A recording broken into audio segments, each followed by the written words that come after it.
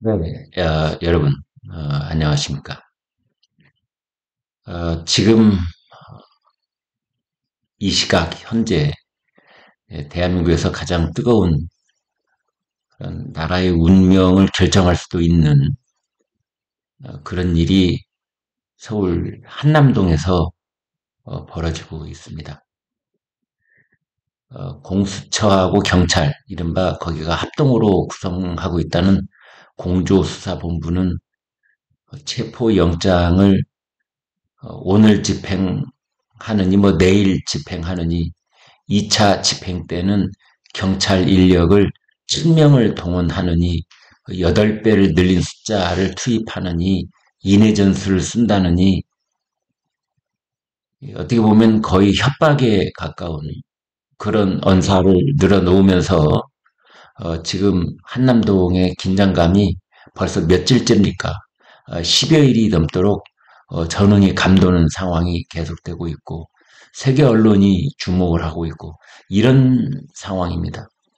근데 이러한 모든 것들은 사실은 길게 보면 할 얘기가 많겠습니다만 짧게만 본다면 공수처가 아무런 권한이 없는 내란죄 수사에 뛰어든 것부터 시작을 해서 그 다음에 체포영장을 발부받는 과정에 이르기까지 그 모든 순서와 절차에 있어서 논란과 문제제기가 없었던 적이 없습니다.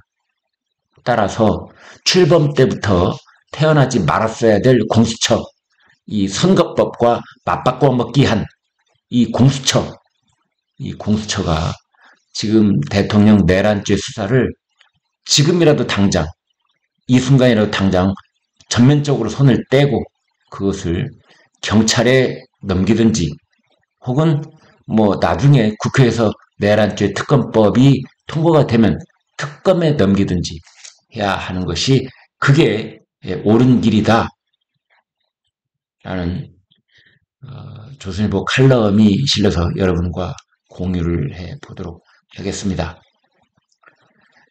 공수처가 윤석열 대통령 측 그 윤갑근 변호사를 지금 뭐라고 부르고 있느냐면요. 윤 대통령 변호인이라고 주장하는 분 이렇게 부르고 있습니다.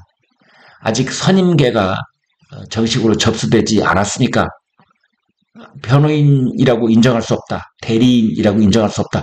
이런 뜻입니다. 근데 그 윤곽근 변호사는 사실은 선임계를 내려 공수처로 갔는데 공수처 간부들이 신임 검사 면접 때문에 바쁘다. 그 이후로 만남을 거절을 했어요. 그러면서 선임계를 민원실에 내고 가라. 이렇게 말을 한 겁니다. 문간에도 놓고 가. 이런 거죠. 윤곽금 변호사는 30여 분을 기다리다가 그냥 왔다라고 말했습니다. 당연히 이제 이 상황에 대해서 기자들이 물었지 않겠습니까? 공수처의 답변인즉슨 어떻게 보면 싸가지가 없습니다. 뭐라고 했느냐? 아까 선임계 내려왔다고 하는데 저희가 선임계 낸 다음에 면담해야 할 상황이라서 이게 도대체 무슨 말인지 말이죠. 조선일보 칼럼은 이것을 말장난에 가까운 일인 것이다 라고 했더군요. 체포에 불응하는 피의자 측이 먼저 만나고 싶다고 하는데 거절하는 이것은 앞뒤가 맞지 않는 어떻게 보면 옹졸하다고 할까요? 아니면 이것조차도 누구의 지시를 받은 건지 윤갑근 그 대통령 측 변호인이 오면 만나주지 마라 라고 누가 혹시 지시한 겁니까? 공수처 간부들은 왜 이렇게 안 만난 겁니까?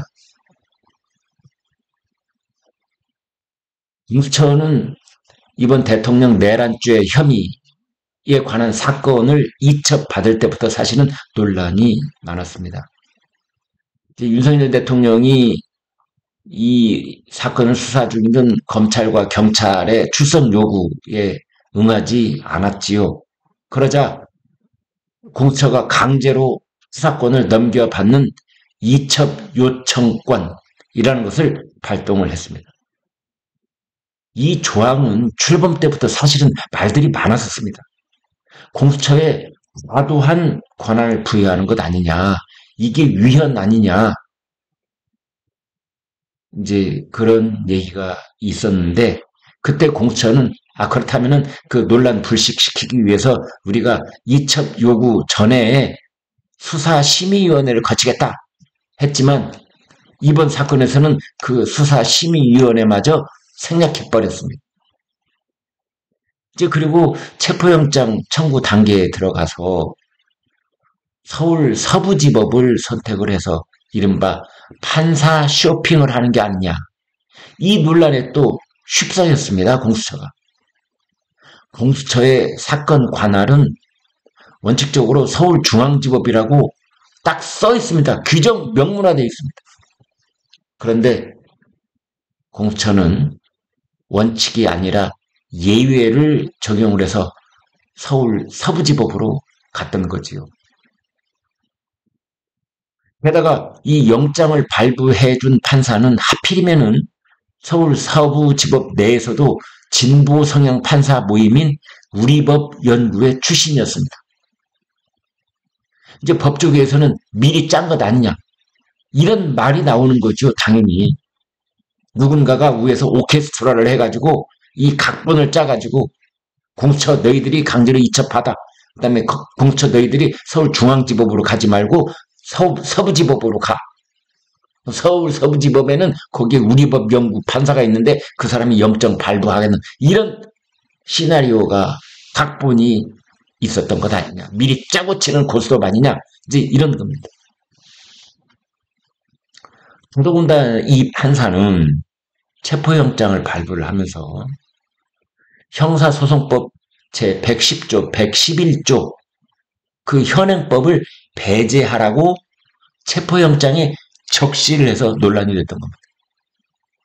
군사상 비밀을 유하는 지역은 책임자의 승낙 없이는 수색을 하지 말아라, 이렇게 돼 있는 형사소송법, 이것을 배제하겠다라고 영장에다 적시를 한 겁니다. 일개 영장 전담 판사가 입법권을 침해한 것 아니냐. 그 다음 영장 집행에도 실패를 했습니다. 공수처는 아무런 경험도 없고 명분도 없고, 공수처는 원래 말이죠, 1차 체포영장 집행하러 갔을 때 뭐 장기전에 대비한다면서 직원 30명이 4끼를 먹을 수 있게 김밥 120줄을 싸들고 체포하러 갔다는 거 아닙니까? 그런데 5시간 30분 만에 철수를 하고 말았지요. 이제 그러자 공수처는 그래, 그러면은 이 폼 나는 거 가서 체포영장 줄줄줄줄이 있고 경호처장한테 뭐 전달사항 또 줄줄줄줄줄 얘기하고, 그리고 자기네들은 뒤로 빠지고 대신 경찰들이 가서 몸싸움을 하든지 뭐 총기로 위협을 받든지 하든지 말든지, 아무튼 그 자칫 잘못하면은 물리적 충돌, 극단적인 상황 속에서는 유혈 충돌의 위험까지 있는 그런 일은 다 경찰한테 떠넘기고 하청 주고, 자기네들은 고고하게 폼나는 일만 하겠다, 이제 이래가지고 어마어마하게 경찰의 반발을 사자 나중에 또 없던 일로 했습니다. 이쯤 되면은 공수처는 알아서 체포영장이든 내란죄 수사든 손을 떼야 옳습니다. 공수처의 무능 논란은 이번이 처음이 아니죠. 공수처는 고위 공무원 비리 수사할 수 있지만은 공수처가 기소할 수 있는 대상은 판사, 검사, 경찰, 이렇게 3가지 직종에 대해서만 할 수 있게 되어 있습니다. 2023년에는 공수처가 기소권도 없는 감사원 간부의 비리를 수사해서 검찰에게 대신 기소를 해달라 이렇게 보낸 일이 있었습니다. 검찰이 이제 기소를 하려고 보니 수사 내용이 너무 부실했어요. 아니, 이걸 가지고 기소를 해달라고? 누구 얼굴에 먹칠을 하려고. 그래서 검찰이 공수처에다가 보안 수사를 요구를 했는데, 그런데도 불구하고 공수처는 보안 수사는 검찰이 해요 라면서 끝내 버티고 말았습니다. 반면에 이제 자기들이 기소권이 있다라고 하는 그러한 사건, 가령 이규현 검사의 이 김학의 불법 출금 의혹 사건에 대해서는 여건상 수사가 불가능하다 이러면서 검찰에 넘기고 말았습니다. 이제 그러면서 수사는 검찰이 하고 기소 여부는 자신들이 결정하겠다.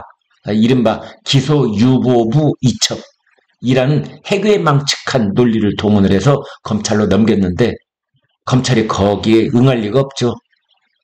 검찰이 자기네들이 이 검사를 직접 기소를 했습니다.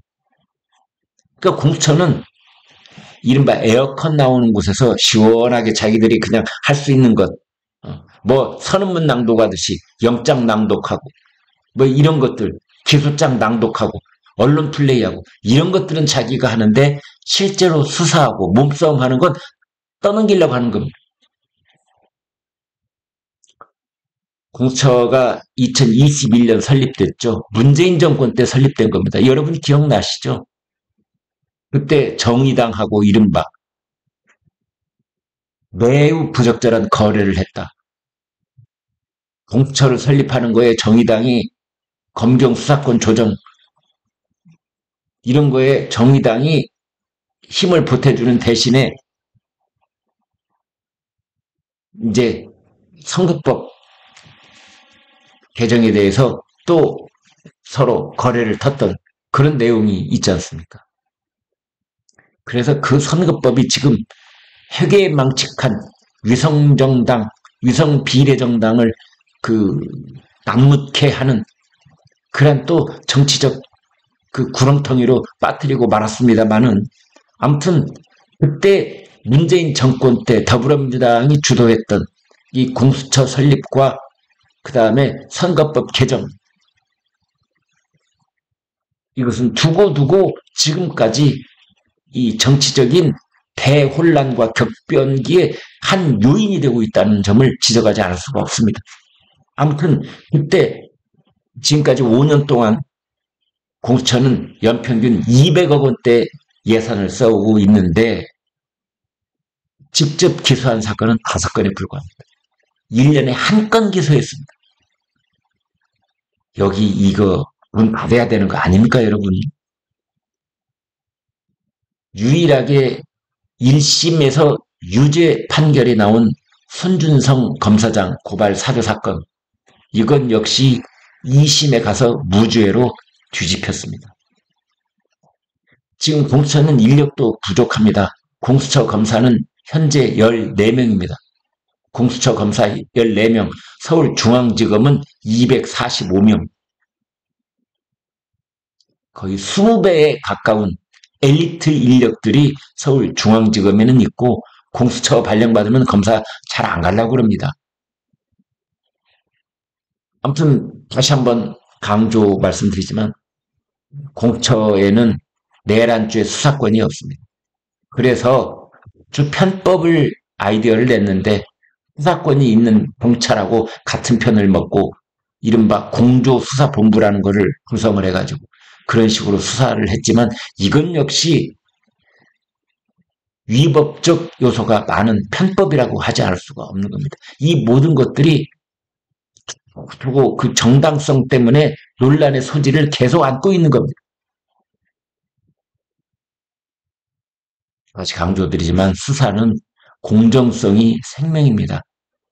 지금 공수처가 이런 식으로 계속해 나간다면 국민의 공감을 얻기가 매우 어렵습니다. 이번 수사에는 윤석열 대통령 개인의 신상 변경에 문제가 생긴다. 이 정도가 아닙니다. 나라의 명운이 걸려 있습니다. 대통령의 내란죄가 성립될 것이냐 안 될 것이냐 작은 실수 하나라도 나라 전체를 불태워버리는 불씨가 될 수 있는 겁니다. 공수처가 힘에 붙인다면 사건에서 스스로 손을 떼는 것이 그게 옳은 길이고 그것이 국민을 위하는 길입니다. 당장 이 수사를 중단하고 경찰 혹은 곧 출범할지 모르는 특검이 만약 출범을 한다면 거기에 넘기는 것이 바람직합니다.